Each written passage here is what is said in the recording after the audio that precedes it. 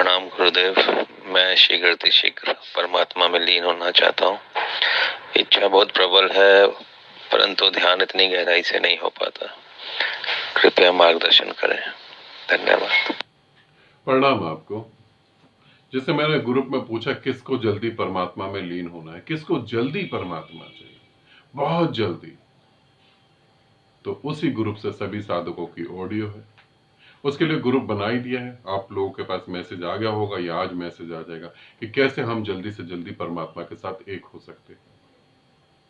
अब इसे थोड़ा सा समझें कि हमें जल्दी से जल्दी परमात्मा के साथ एक होना है, मगर ध्यान में जो है कोई खास गति नहीं हो रही, कोई खास गहराई नहीं बढ़ रही। गहराई कब बढ़ेगी? जब गहराई के बारे में सोचना छोड़ देंगे। समझे? जब आप गहराई के बारे में सोचना ही छोड़ देंगे तब गहराई बढ़ना चालू होगी, क्योंकि जिसके बारे में आप सोच रहे हैं उस सोचने की वजह से तनाव पैदा होगा, और जब आप नहीं सोचेंगे तो वो चीज घटित होने लगेगी। कुछ चीजें जो है आपकी बिना छेड़े घटित होती। आप खाना खा लें, ये प्रैक्टिकल करके देखें। आप खाना खा लें, पेट भर जाए, पेट पे हाथ रखें और सोचे खाना अंदर कैसे पच रहा होगा। 2-3 दिन करके देखें, आपका पेट खराब हो जाएगा। वो नेचुरल हो रहा था, आपने अपनी टांग अड़ा दी। आप रात को सोने लगे, आप देखें कि सांस कैसे चल रही है, क्योंकि आपको लगता है ना मैं सांस ले रहा हूं, क्या गहरी नींद में तो भूल गए तो मर ही जाएंगे हम, है ना? तो आप ये देखें सांस कैसे चल रही है, आप देखें नींद ही उड़ जाएगी। सांस कैसे चल रही है वो तो पता नहीं लगेगा, नींद उड़ जाएगी।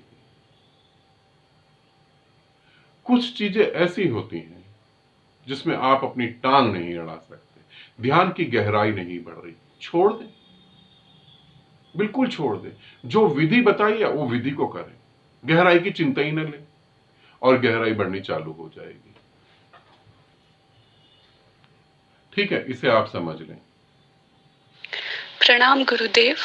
गुरुदेव, मैं भी परमात्मा से जल्दी एक होना चाहती हूँ और इसके लिए मैं अपनी तरफ से पूरी कोशिश कर रही हूँ, साधना के स्तर पर भी और जीवन में भी।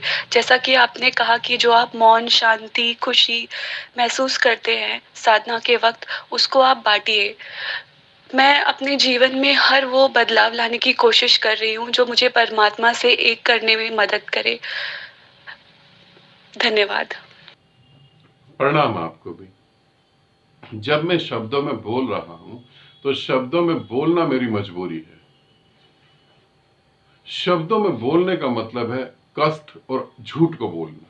ध्यान रखना, मैं जो भी शब्दों में तुम्हें बोलूंगा वो सत्य नहीं है।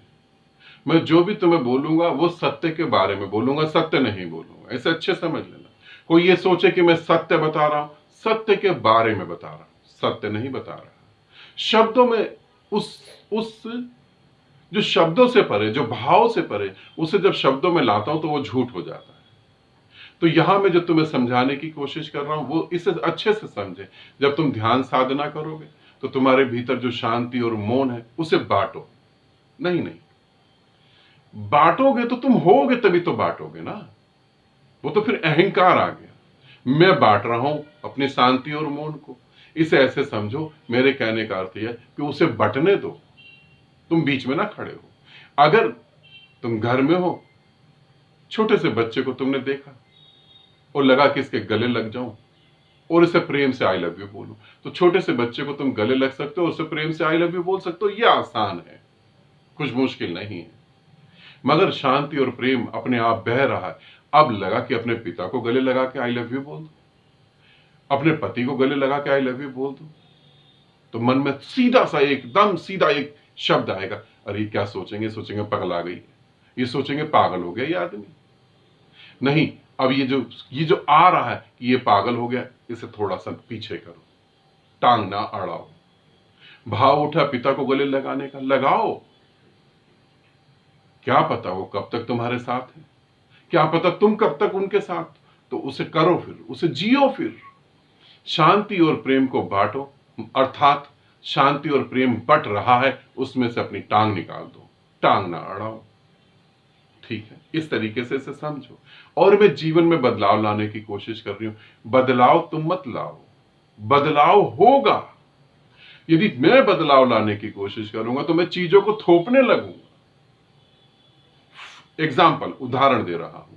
मैं ध्यान साधना कर रहा हूं 1-1.5 साल से, और मुझे लगता है कि ध्यान साधना करने वाले साधक का स्वभाव क्या होता है, वो गुस्से पे भी जो है मुस्कुराए, क्योंकि साधक को गुस्सा कैसे आ सकता है। अब किसी ने मेरे को अपशब्द बोल दिए, गाली बक दी, और मैं क्या कह रहा हूं, कोई बात नहीं।